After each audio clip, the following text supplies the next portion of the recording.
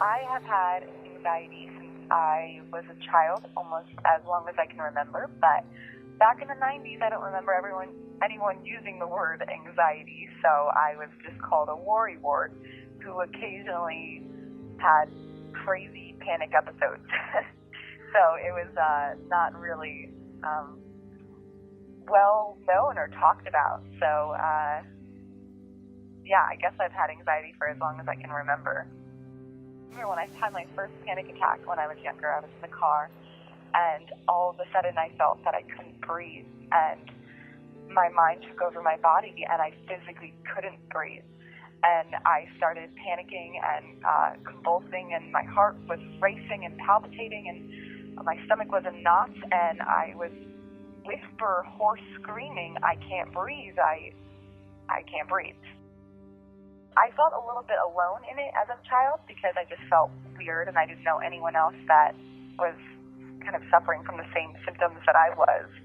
So I just felt like it was something to be a little ashamed about, I guess, and something that was definitely weird, definitely not normal, and I just couldn't understand why I couldn't think like everyone else I knew, why my brain would not cooperate with me and seemed to turn against me sometimes.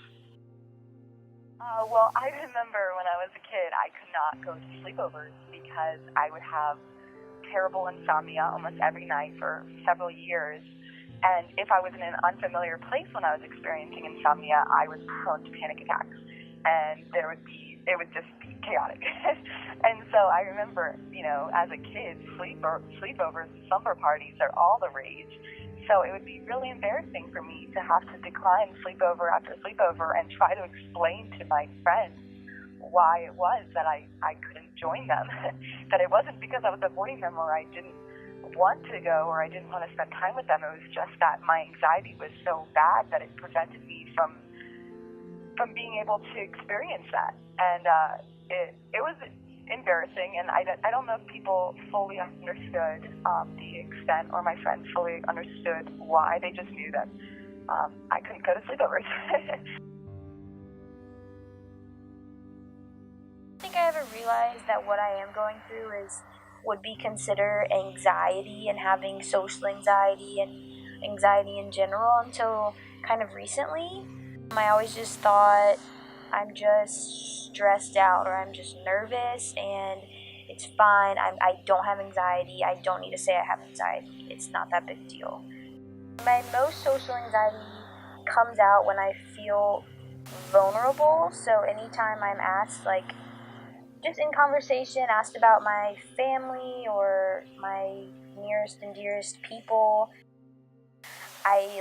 I feel my heart beat really hard and my face, I know, turns so red and I start sweating. And then somebody will say, "Why's your face so red?" And then it just gets worse. Because then I'm embarrassed that my face turned red and I just get sweatier. I fear being judged, I think, if I just share with anybody who I'm not very close to. Because I know my closest friends won't judge me for anything I tell them, but I guess anybody else, I have a big fear of being judged, and it goes back to my issue with vulnerability as well, I think. I don't want to open up that much to anybody. I think the first time I experienced signs of depression and anxiety at the same time was in the 7th grade. I was having trouble eating. Everything really upset my stomach. I was restless. I couldn't sleep at night. And as a result of that, I was tired all the time. I was falling asleep everywhere. I would have random panic attacks when things felt like they were spiraling out of control. I feel like I'll be on the edge of tears at all moments, and really anything could set it off. I also did some heavy drinking. That really helps you when you're feeling down because it just numbs you, and that's a great feeling. I remember when I was going through my anorexia, I would pretend to eat in front of my family. I would be the one cooking the meal for the family, and then when we sat down to eat, and then I wouldn't eat with them. I would just simply say, "Oh, well, I was eating the whole time I was cooking, so I'm not hungry anymore, I'm so full." And that was, "Oh, okay, yeah, no problem." And that was it. Easy, end of. I got to avoid their questions.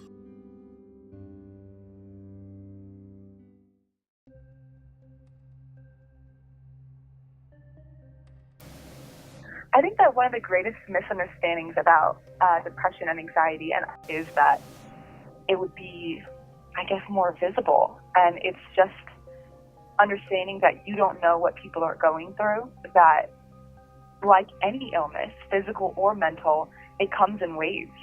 And I think that's important to know and to acknowledge that just because you see somebody and they seem fine and they seem happy, it could be that they're having a good day or a good week. But anxiety and depression and any kind of illness, it fluctuates, and you don't know what people are going through all the time. You don't know what their lives are like just because you know what a couple of their days are like. I hope that people are more empathetic and sympathetic and kind and compassionate to people because they don't know what every day is like. They don't know what the low days are like. I just think it's some people don't really know how to handle it, and it comes out of a good place. They're trying to help, but yelling at someone or making them feel foolish or making them feel ashamed is not the way to help. I think a lot of people don't realize how many people suffer from anxiety and or depression. I think a lot of people think it's just some small thing that they see commercials about or they see it in movies, and some social media, just as far as ads on social media and things like that, kind of put symptoms of depression in a box and say, yeah, it means you can't get out of bed in the morning and you don't want to play with your children who are running freely through the yard because you're sat on the porch, and just things like that, where it just looks like you're just a really sad person who's just kind of a sloth and moves slowly and does nothing. But I think it's unfair because there's plenty of people who maybe depict living normal lives, and maybe sure, they really do live normal lives, but they don't not get out of bed, and they still go to work and go to school and do life. It doesn't mean you're trapped in your house and pouting all the time. So I think some of the stereotypes with depression are that you can just get over it, that you can just be happy and just put a smile on your face and get over it, or you could be having the best day ever and still, having the best day ever doesn't shake depression all the time. And I think there's this stigma that if you just do things that will make you happy and just stop being angry, just stop having anxiety, just stop being sad, that you just can. And I think the general public just has this idea that you can just turn it off.